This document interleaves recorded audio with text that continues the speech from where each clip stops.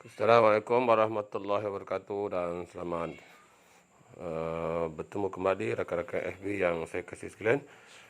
Ini adalah proses seterusnya untuk macam mana kita nak membuat asam rom.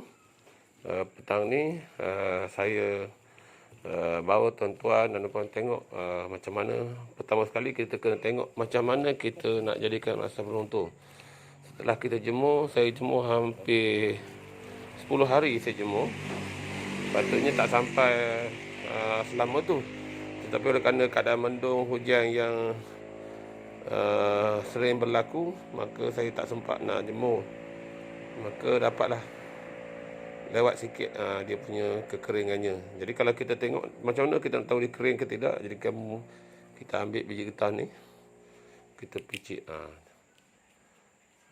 Nampak tu, dia dah boleh. Itu contohlah. Ini dia dah, bila kita dah picit tu, dia ada bunyi tu. Dia menunjukkan dia dah kering, dah sesuai lah untuk kita tumbuk, untuk kita jadikan asam dia. Ambil mana-mana pun, sepatutnya semuanya boleh. Ikat sikit. Nampak tu ya. Jadi kalau kita tak cukup jemur, nanti asam yang kita buat dia pertama sekali dia tak tahan lama lah.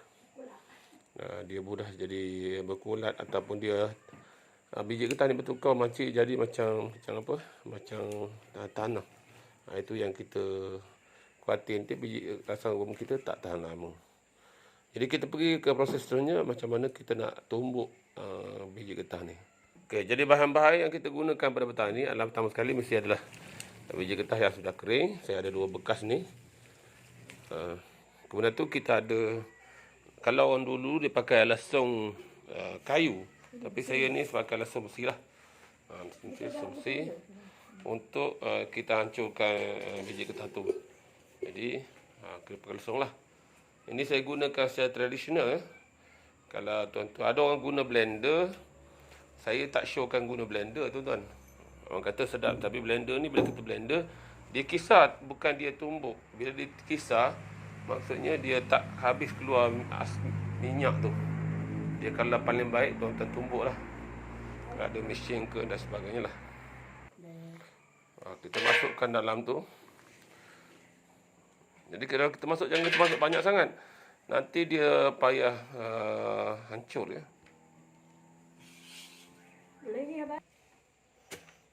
Ni kita proses dia menumbuk dia ni. Bila tuan-tuan tumbuk ni, tuan-tuan jangan tumbuk terlampau halus. Nanti hilang nikmat biji getah tu. Dia biji getah ni bila kita masak, dia jadi macam kacang. Jadi kita bila buat terlampau halus, jadi dia jadi macam tepung nanti. Jadi kena ada juga. Kalau tengok ni, saya tunjuk. Dia macam tu. Ni okey lah. Ni dah okey. Kalau sedang begitu dah okey. Dah boleh kita cina yang besar ni kita tumbuk lah.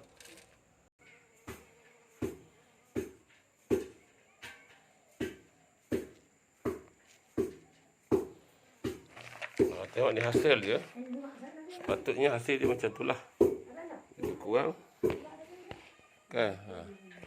Macam tu. Dia ada sikit yang kasar-kasar ni bagus lah. Kita nanti bila kita nak asamkan dia, jadi dia ada lagi tu. Nanti 4 bulan nanti dia ada kacang macam kacang-kacang tu. Ambus sedap lah. Ni proses ni kena makan masa juga ni tuan-tuan. Nak tumbuk ni bukan boleh tumbuk sembarangan. Memang kena berhati-hati. Dan satu yang kena ingat bila kita buat asam rom ni, kena jaga kebersihan lah.